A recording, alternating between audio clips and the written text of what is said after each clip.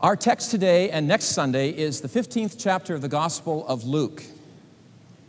Many have called this chapter the Gospel within the Gospel, and rightly so, for here we have God's good news in pure form, if you will, and especially in the parable of the prodigal father.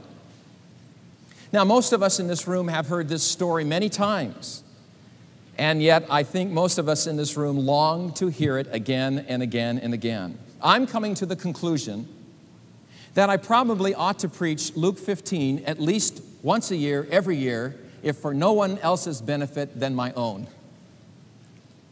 The story Jesus teaches here has redemptive power in any cultural setting.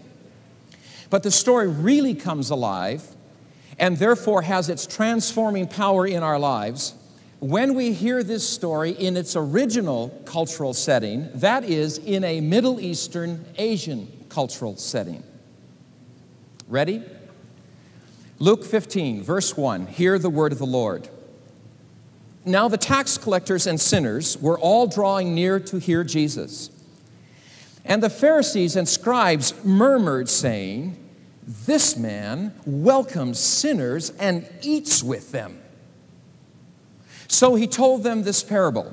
And Jesus goes on then to tell the parable of the shepherd and his lost sheep, the woman and her lost coins, and the father and his lost sons.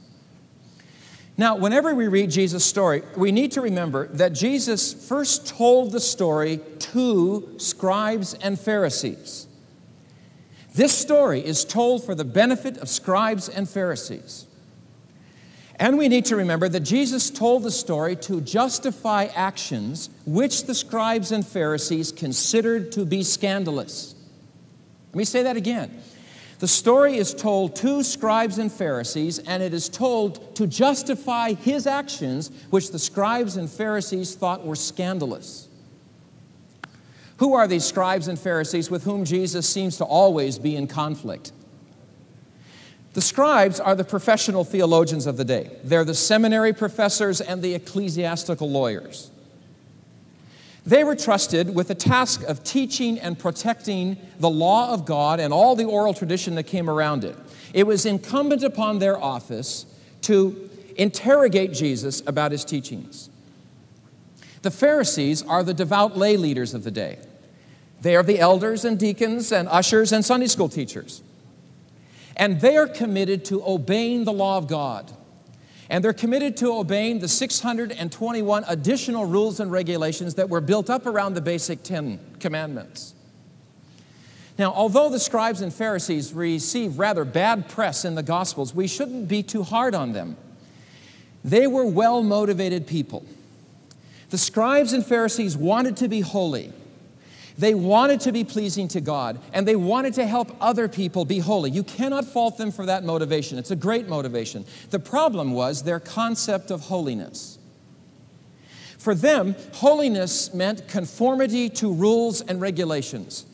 For them, one achieves holiness by keeping rules and regulations. They missed the point. Holiness cannot be legislated. Holiness comes from an intimate relationship with someone who is holy. And that relationship cannot be achieved and it cannot be maintained by mere conformity to rules and regulations. Now, this is the crucial fact to keep in mind whenever you read Jesus' story. The scribes and Pharisees thought of themselves as the protectors of the reputation of Israel's law. And therefore, they thought of themselves as the protectors of the reputation of Israel's God. As far as the scribes and Pharisees are concerned, Jesus of Nazareth is shaming God's reputation. That's what you have to hang on to. As far as they're concerned, as far as the religious people of Jesus' day are concerned, Jesus of Nazareth is shaming God's reputation, shaming the name of God. At issue for them is the character of the holy God. Now, who are the sinners and tax collectors with whom Jesus always seems to be in company? The tax collectors were Jews who were collecting taxes for the Romans.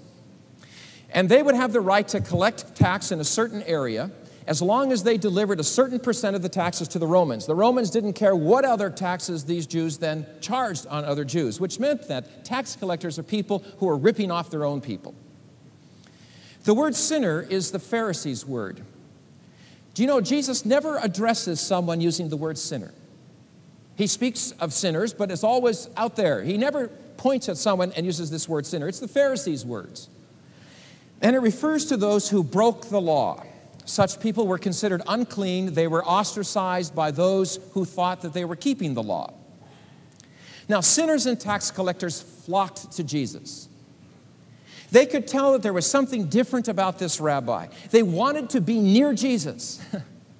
And scandal of scandals, Jesus wanted to be near them.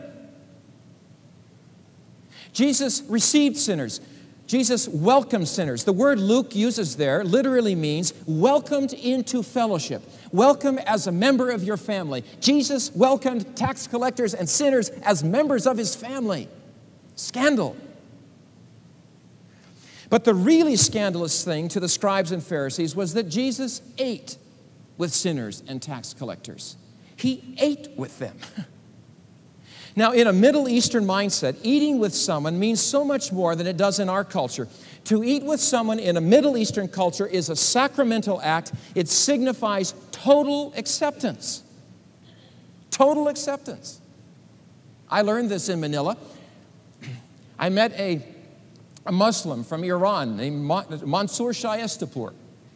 And we became acquainted and started having lunch together in a Mexican restaurant in Manila. This Muslim... That's the kind of world we live in, isn't it? After we had finished eating this meal together, Mansour turns to me, he's a big guy, about 6'6", turns to me and says, "You are now my friend forever. Whatever I have is now yours."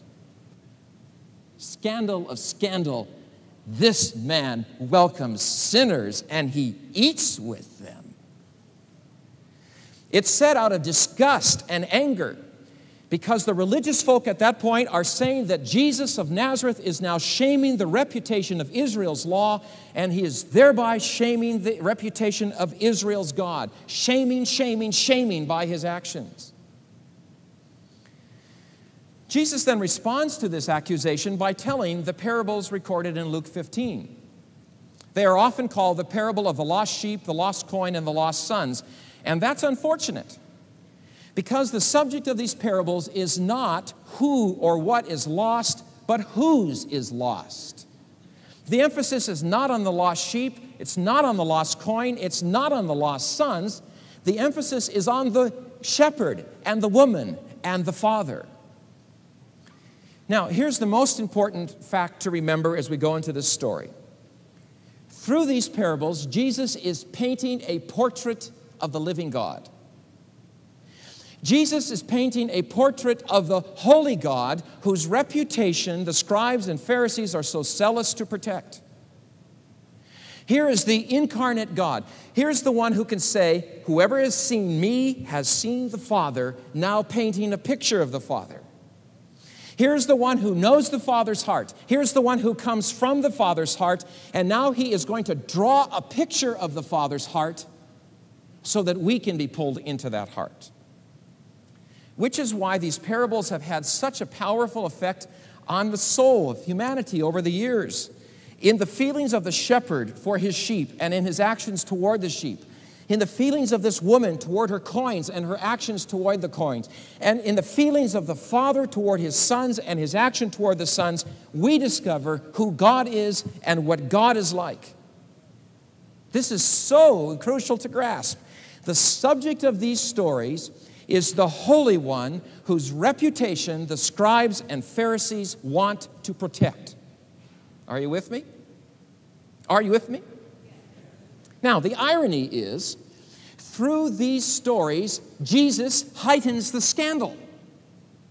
He's going to make things worse. Let me show you. Luke 15, verse 11. There was a man who had 2 sons. 2 sons. This tells us that we will miss the message of this story if we focus on only one son. The fact of the matter is, this parable is told for the benefit of the second son. Both sons, it turns out, leave their father. Both sons are profoundly dysfunctional. They came from a good father. Both sons leave their father. The younger son by traveling to the far country, the older son while staying at home, which we'll look at next Sunday. The younger son says to his father, verse 12, "Father, give me my share of the estate that falls to me." That is a terribly cruel thing to say.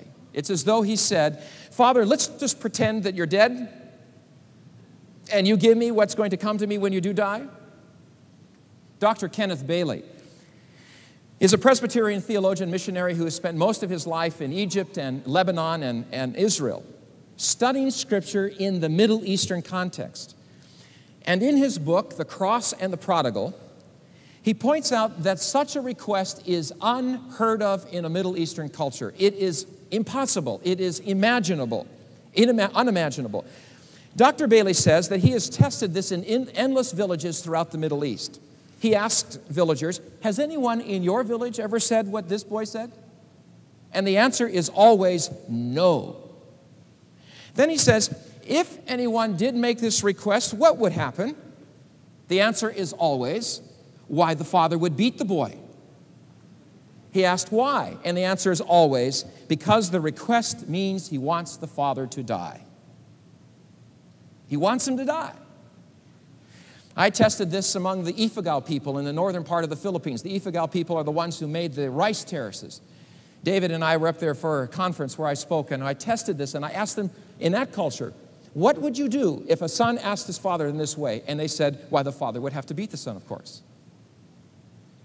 What a self-centered, demanding, rebellious, ungrateful kid. Father, give me. Give me is the keynote of his conversation. Give me my share of your wealth.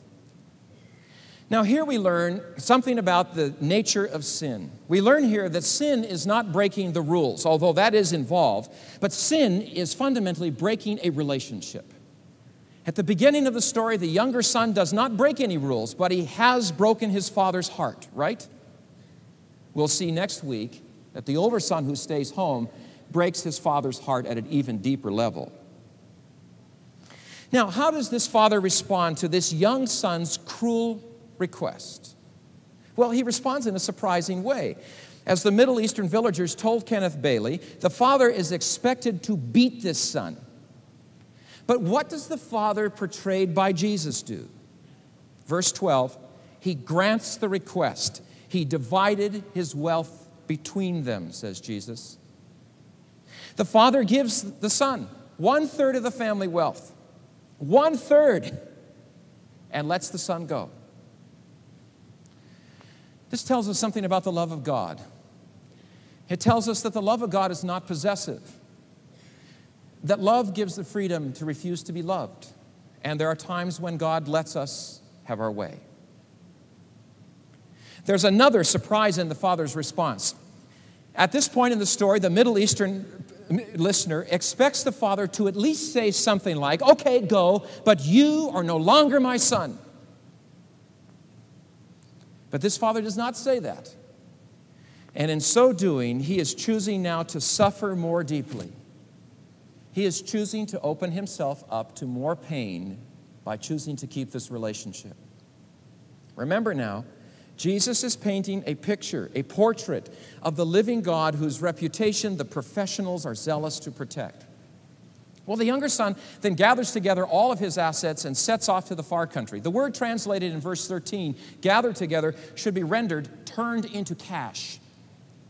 He liquidates his assets so he can travel quickly and lightly. He goes from house to house, from shop to shop, selling his father's stock in Bethlehem steel and Arabian oil and Dead Sea fish and chips and McDavid burgers. Just wanted to see if you were listening. Notice in verse 13 that Jesus says the son does this quickly. Not many days later, says Jesus. Not many days later. The reason for his haste is not simply to get on with the journey, but rather, as Kenneth Bailey suggests, as this boy goes from one prospective buyer to another, the intensity of the community hatred and disgust mounts, At every turn, he is greeted with amazement, horror, and rejection. Shame, shame, shame, shame. This boy now needs to leave the village as quickly as he can to protect his own life. This part of the cultural setting will become important later on in the story. Now, the son leaves, goes to a far country, away from his people, squanders all his wealth on loose living. Loose living is a biblical euphemism for wine, women, and song. He lives high on the hog, although I suppose a Jewish boy would not choose to express it just that way. The son lives so loosely that he loses everything. He loses 1/3 the family's wealth. Now, I'm not a wealthy man. But one of my kids loses 1/3 of what I do have. 1/3 the family wealth. Then a famine hits. Thank God it does not go well in the far country. Give thanks to God that when He gives us our way, it does not go well. When he had lots of money, he had lots of friends. Now that he has no money left, he has no friends, and he begins to be in need. Why doesn't he go home? Eventually in the story, he does go home, but why doesn't he immediately go home? He doesn't go home because he's afraid to go home. And why is he afraid to go home? Well, for one thing, he'll have to face the taunting and jesting of the villagers as he comes through the village gates. So, you went off to enjoy the good life. Look at you now, hungry and dirty, a total failure. He cannot at that point contemplate enduring such shame. I was talking with a man who had moved from the beautiful countryside of the Philippines into the big city of Manila for a better job and therefore a better way of living. But he found the opposite. He found no work, and now he was living in the slums. And I asked him, why don't you go home? And he wouldn't answer me. I asked him again, why don't you go home? He wouldn't answer. And then finally an older Filipino came to me and told me that he had lost face with his friends and his village when he left. He couldn't go home. There was too much shame to go home. And he would rather endure poverty than to face that kind of shame. This boy would rather do that at this point than face the shame of the villagers. Furthermore, he does not want to go home because he's going to encounter the hostility and anger of the elders of the village. They might beat him. They might make things so miserable for him that he will even starve in that village. Again, I tried this on the Ifugao people, and I said, if a guy did this to his father and went and squandered 1/3 of the family wealth and then came back, what would you elders in the village do to him? He said, well, we would either beat him or we would starve him to death. Furthermore, the boy does not choose to go home because he fears the scorn of the older brother. The older brother might say, you lousy good-for-nothing bum, you wasted 1/3 of the family wealth, you have no right to be here. Or if the brother had some kind of mercy, he might say, you blew it, go back and get that wealth. When you get it back, maybe you can come.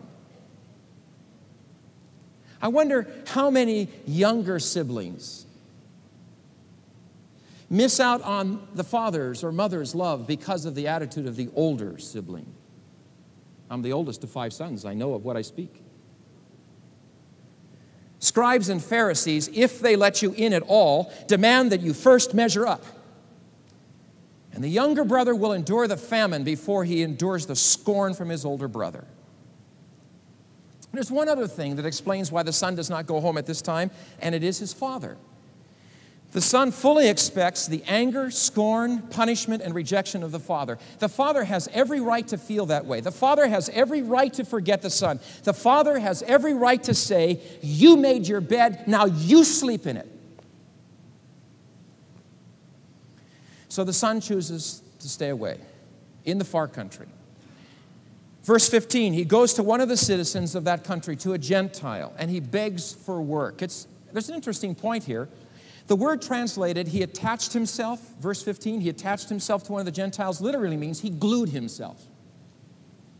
It's painting a picture of sheer desperation. He's forcing himself on this Gentile. I'll do anything. And it's very likely that this Gentile is so bugged by this guy that he gives a Jewish boy a job he's sure the Jewish boy will reject. Go feed the pigs.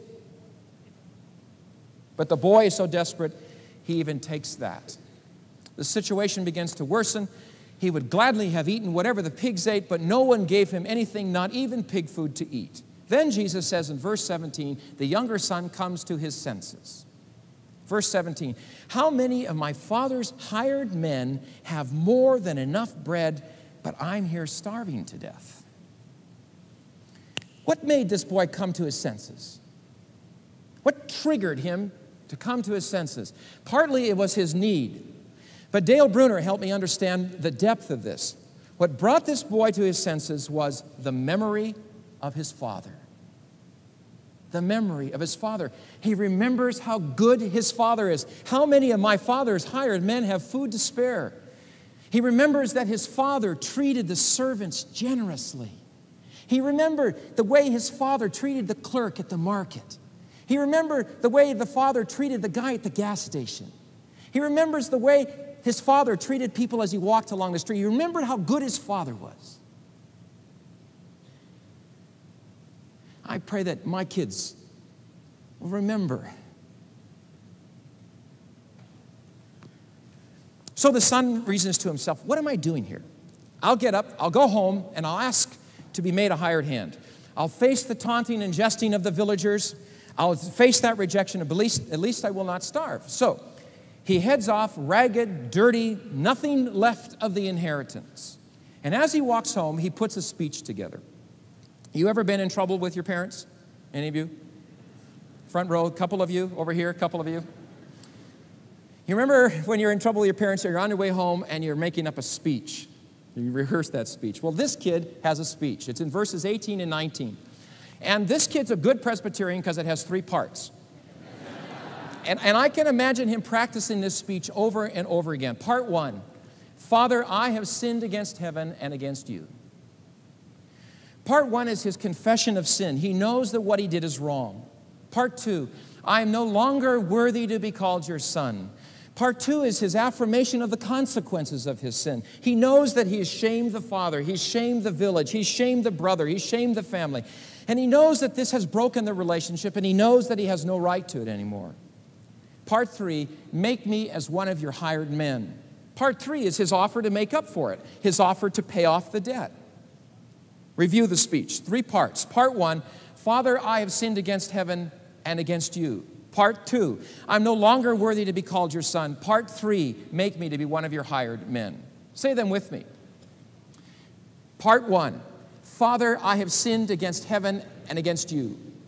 Part 2, I am no longer worthy to be called your son. Part 3, make me as one of your hired men. He goes over and over and over, repeats this over as he makes his way home. Now, finally, we come to the heart of the story. Remember why Jesus is telling this story. He is justifying, he is interpreting his behavior, which the scribes and Pharisees thought was scandalous. At this point, I think the scribes and Pharisees were listening very carefully. Jesus says in verse 20, but while the son was a long way off, yes, Jesus, his father saw him. Surprise! Everyone in that day expected the father to have forgotten the son, to have lost himself in his business.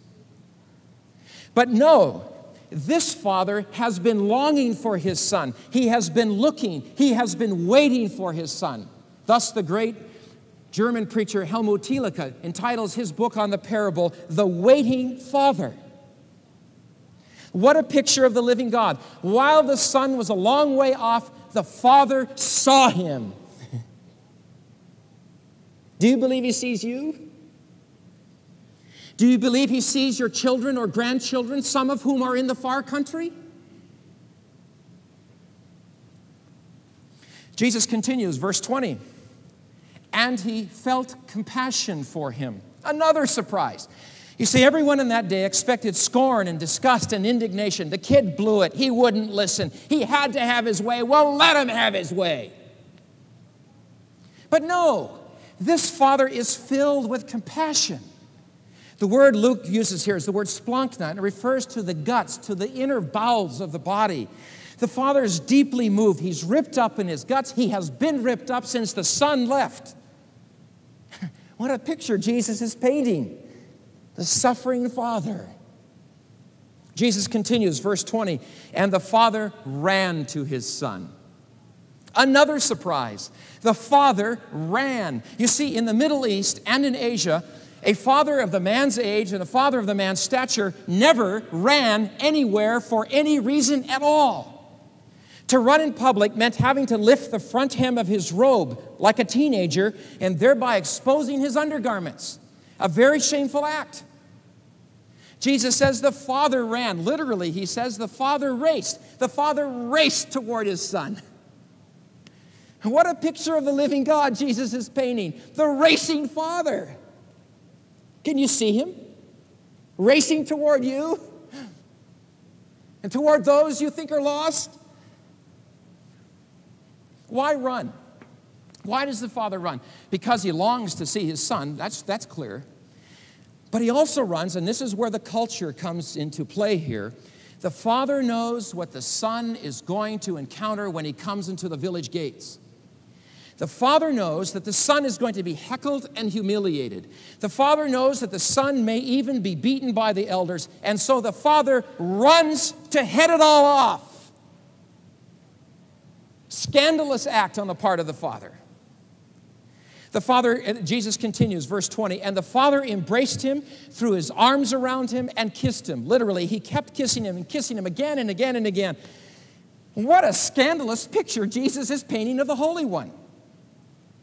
The father should have remained back in the house. The father should have remained distant and cool at the arrival of the son who squandered 1/3 of the family wealth, who shamed the father's name, shamed the brother's name, shamed the village name. But no, Jesus knows a different kind of father. Jesus knows a different kind of father. This father has been waiting, looking, longing, suffering, and when he sees his son, he runs, he throws his arms around him, he kisses him, dirty though he may be, and by that act, the father then took all the shame of the son onto himself. That act transferred the shame of the son onto the father. It's as though the father said to the elders and the older brother, whatever it was you wanted to do to my son, you must now do to me. Whoa. While stunned by this surprising love, this scandalous love, the son gives his speech. Remember, it has 3 parts. The son begins, verse 21, Father, I've sinned against heaven and against you. The father lets the son say part 1. This is redemptive. God will let us give our confession. God hears our confession. It clears the air. The son continues, verse 21, I'm no longer worthy to be called your son. The father lets him say part 2. It must be said, for it means we realize how damaging sin is. We realize that sin has damaged this relationship. There's a 3rd part, make me to be one of your hired men. So the son takes a deep breath, but before he can give part 3 of the speech, the father surprises him again. The father interrupts his speech with his own speech. That interruption, brothers and sisters, is the gospel. The father cuts off part 3 of the son's speech. God will not hear it. We can say it all we want, but it is irrelevant. God will not hear part 3 of this speech. God will not let us offer to make up for our sin. God will not let us try to pay the debt. How could we anyway? How could we anyway? God will not let us offer to earn our way back. We do it all the time, though, don't we? Don't leave me out here alone. We do it all the time, don't we? I do it all the time. We get busy doing all kinds of good deeds. We get all involved in religious ritual. When we sin, we feel guilty. This is what I do. I feel guilty and miserable for days, and I feel if I feel more guilty, he'll be more pleasing. The father interrupts before he can give part 3, for there's nothing that the son can do but come home. That's all God wants, is just come home. Just come to our senses, turn around, and come home. Now, I said part 3 of the son's speech is cut off by the father's speech. And what the father says in this speech is another surprise. Everyone expects something like, go get a shower, kid. Okay, will you go get cleaned up? But not the father that Jesus knows. Verse 22, he says, quick, bring the best robe and put it on him. The best robe's the father's robe. Can you imagine that? This prodigal son is going to now enter the village and attend a party wearing the father's robe. What a picture of God. The Father dresses the prodigal son. The living God clothes us unholy ones with His holiness. He covers my rags with His glory. There's more. Quick, put a ring on his finger. You see, the ring is the so-called signet ring. This is the ring with which the Father sealed all of His official documents. When the Father wanted to do official business, He used this ring. My goodness. You see what Jesus is saying? The son who squandered 1/3 of the family wealth is now given authority to manage the wealth that is left. Oh, my. You mean, Jesus, that sinners are really going to be leaders in the kingdom of God? You mean you're really going to entrust the management of the ministry, the kingdom, to sinners? There's more. Quick, put sandals on his feet. You see, slaves went barefoot. Kids don't go barefoot. They wear shoes. Put shoes on him. There's more. Quick, bring the fattened calf and kill it. Oh, my. The fattened calf is reserved for the most special guest. The highest honor that can be extended in that culture is to butcher the calf for the guest. Sinners and tax collectors, worthy of butchering the calf. Honored guests at a meal of the Holy One. There's more. Quick, let's have a feast. Let's celebrate, for this son of mine was dead. He's come alive. He was lost, and he's found.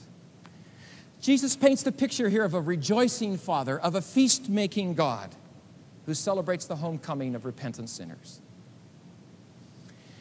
Everything the Father does in this parable is unexpected and culturally scandalous, just as Jesus' treatment of sinners and tax collectors is unexpected and religiously scandalous. Jesus defends his scandalous actions by the even more scandalous claim that in him, the Holy One, the Holy Father, is welcoming sinners and eating with them.